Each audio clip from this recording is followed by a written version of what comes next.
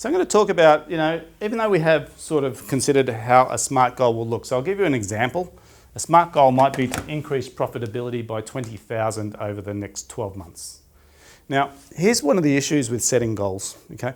We set goals and then we walk out into the world, and then the world conspires against us to stop us achieving the goal. And it's almost ironic sometimes when you hear the story about, I set the goal and from that day I lost my best customer, my best machine broke down, this happened, everything goes wrong. Now, when we think about what happens, we're going to move into what's known as high-level weird stuff, right? And this is one of the reasons that we end up not achieving our goals. Because most people, when they think about goals, they think about what they want to have in life. And they sort of talk about materialistic goals like I want to have more money, or I want to have a nice house, or I want to go on holidays more often. And that's all fine, because what we look at when we look at goals is set things that are specific, measurable, achievable, time-framed, and that all revolves around stuff. Now, sometimes people will say, I'm not into stuff, I just want to be happy. Now, that's fine, that's hard to measure, right? So it doesn't fit the SMART goal criteria. Now, the other thing that occurs is if we set a goal that we're not committed to achieving, we'll fail. Now, let's look at what causes failure of goals. There's two things on the left side. So let's imagine that what we have in our life is a result. What we have in our life is a result of who we are, what we do, basically the events to date. So when we think about what sort of contributes to us having this result, there's two things, right?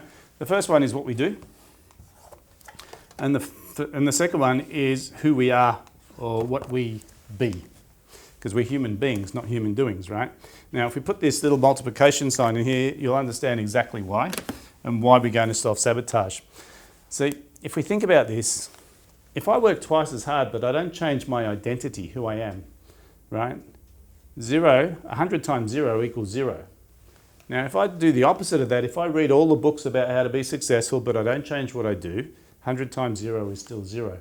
So when it comes to achieving a goal, there's two sides to this equation. The first one is ourselves, what we can do to actually become better as a person. And the second part is our activity and what we do on a day-by-day basis to achieve that goal. So when we work on both of these together, the chances of getting this goal is much, much greater. Just a case in point with this, a lot of people have heard about what happens when people win Tats Lotto.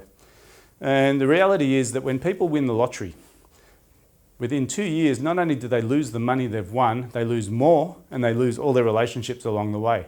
Now, why do you think that happens? In simple terms, if I give $1 million to someone who doesn't know how to manage $1 million, so all of a sudden they've got $1 million, they don't know what to do with $1 million because they've never been a millionaire in their lives. There's a pretty good chance that no matter how hard they try and hang on to that money, unless they become educated on how to be a millionaire, it's going to go.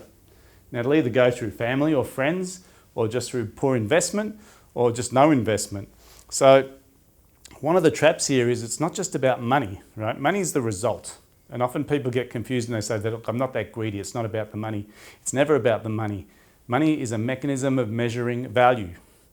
So when we look at people's bank accounts and there's no money in there, we start questioning the value they're contributing. And they'll say, that's not fair. It's just that my clients don't like to pay.